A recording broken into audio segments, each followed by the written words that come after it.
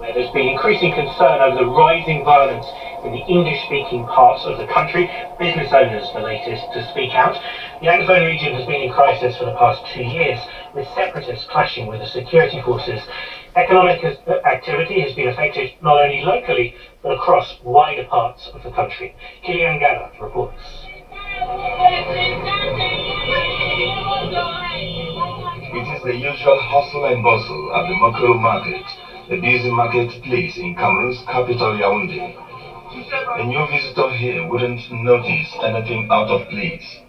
But those used to this market know that goods from the troubled northwest and southwest regions have been increasingly hard to find in recent months. Jane Goran has been selling vegetables here for the past 10 years. She used to sell 40 bags of vegetables every day, bagging home well over $250 each day. But life isn't fair to her these days. We are suffering. It's so difficult.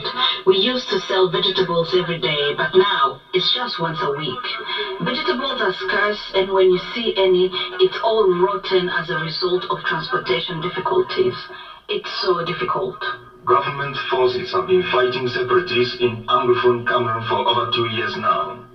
The consequence has been that market chains have been destroyed, and farmers are finding it hard to produce food. More importantly, agro-industrial outfits that constitute the mainstay of the economy in Cameroon's English-speaking regions have been grounded. Franklin Njie, the Director General of the Cameroon Development Corporation that employs over 20,000 people, shared the same concerns. None of our rubber estates is operating normally. Some are shut down completely, while some are operating timidly.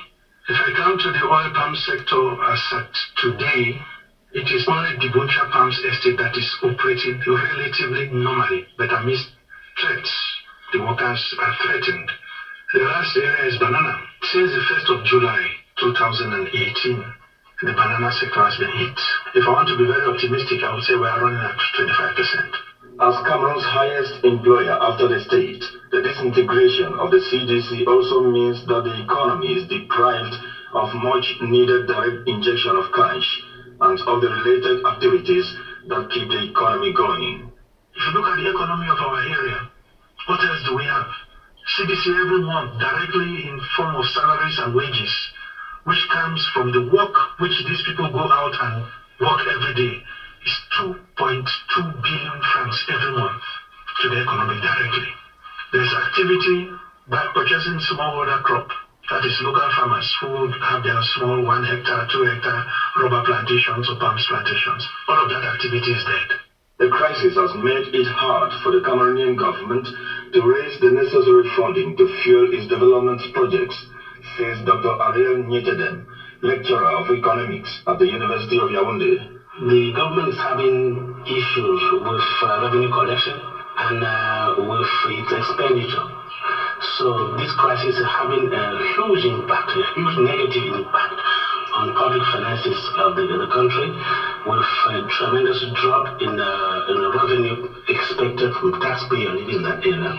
And the expenditure has gone skyrocketing because of the expenses that are used to pay for military action on the ground, and to rebuild those official buildings and the infrastructure that has been destroyed by those so-called secessionists.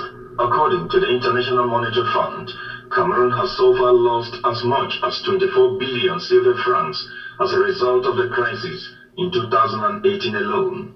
And it's a crisis that goes beyond Cameroon's borders, given the country's strategic positioning in the Central African sub-region. The Central African Republic and Chad use Cameroon as a gateway to its exportation to the sea, because those are the land-bound countries. They rely on Cameroon for exportation and importations. This crisis makes it hard to export or import to the neighboring Nigeria. Same thing for the Equatorial Guinea, because the port of Limbe It's a gateway to the importation and exportation to and from Equatorial Guinea. Not only that, you have this maritime economy because Cameroon has a long shoreline. So this will impact not only the economy of the region, but whatever goes on in the Gulf of Guinea. With the crisis showing no signs of abating, not only the state will continue to find it difficult carrying out its development projects, but small traders like Jane Goran will have to keep scraping by, while the entire Central African sub-region faces an economic crunch. Kiangala are reporting that, of course, elections coming up in Cameroon too, which will be very interesting to watch as well. It's 18 minutes to the hour. We're going to talk Maori, the language, not us actually literally, but we're going to talk about why it's seeing a revival and how genuine